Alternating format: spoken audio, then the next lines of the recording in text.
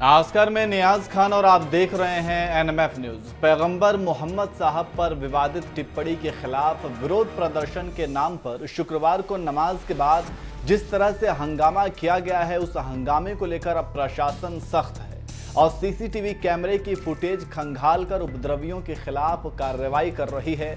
वहीं योगी के यूपी में उपद्रवियों के खिलाफ योगी का बुलडोजर भी अवैध निर्माण को कुचल रहा है।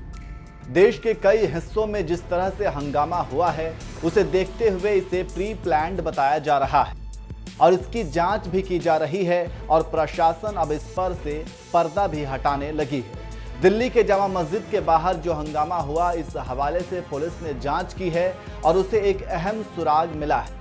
शुरुआती जांच में पुलिस ने 5 लोगों की पहचान की है। साथ ही बताया गया है कि लोगों को व्हाट्सएप ग्रुप के जरिए जुटाया गया था और प्रदर्शन की योजना पहले से ही बना ली गई थी। इस बात का खुलासा डीसीपी मध्य श्वेता चौहान ने किया है।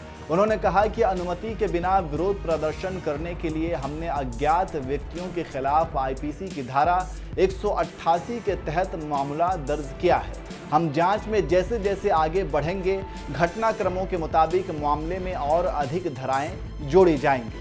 अभी हमने 188 में मामला दर्ज किया है, जो कि इलीगल लॉफुल डायरेक्शंस को तोड़कर कुछ और करने जो उन्होंने किया है वहाँ पे, उसके अगेंस्ट किया गया है। लेकिन इसमें और भी धाराएं अब जोड़ी जाएंगी।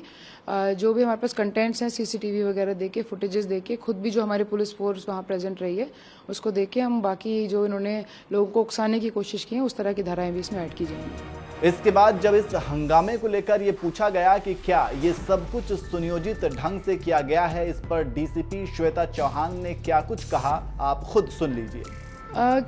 चूँकि फ्राइडे की जो नमाज होती है उसमें एक बड़ी गैदरिंग होती है, तो हम लोग पहले से ही इसके लिए सेंसिटिव थे कि यहाँ कुछ हो सकता है। लेकिन जिस तरीके से ये हुआ है कि लोग नमाज अदा करने के बाद आए और एकदम से बैनर्स और प्लेकार्ड्स और ये सब वहाँ जो निकले हैं, तो जाहिर सी बात है कि there is some kind of planning behind it. इसके अलावा डीसीपी ने कहा कि जामा मस्जिद में शुक्रवार की नमाज के लिए लगभग 1500 लोग जमा हुए थे, जिनमें से 150 ने बाद में तख्तियों के साथ विरोध करना शुरू कर दिया।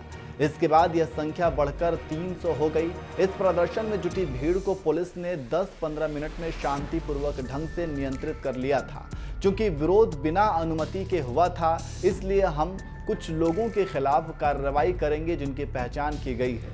हालांकि नमाज के बाद जिस तरह से लोग परिसर में बैनर और तख्तियों के साथ इकट्ठा हुए, उससे पता चलता है कि यह घटनाक्रम सुनियोजित था। तो इस तरह से जामा मस्जिद में नमाज के बाद जो हंगामा हुआ है, पुलिस हर रोज जांच कर आरोपियों को गिरफ्तार कर रही है। वहीं शुक्रवार को ही जामा मस्जिद के शाही इमाम ने कहा था कि जिन लोगों ने प्रदर्शन किया वो कौन लोग हैं ये मैं नहीं जानता, शायद वो AIMIM और ओवैसी के लोग थे। अब लोग किसी के भी हों, पुलिस जल्द ही सभी लोगों को ढूंढ निकालेगी और जो भी दोषी है उनके ऊपर कानूनी कार्रवाई की जाएगी।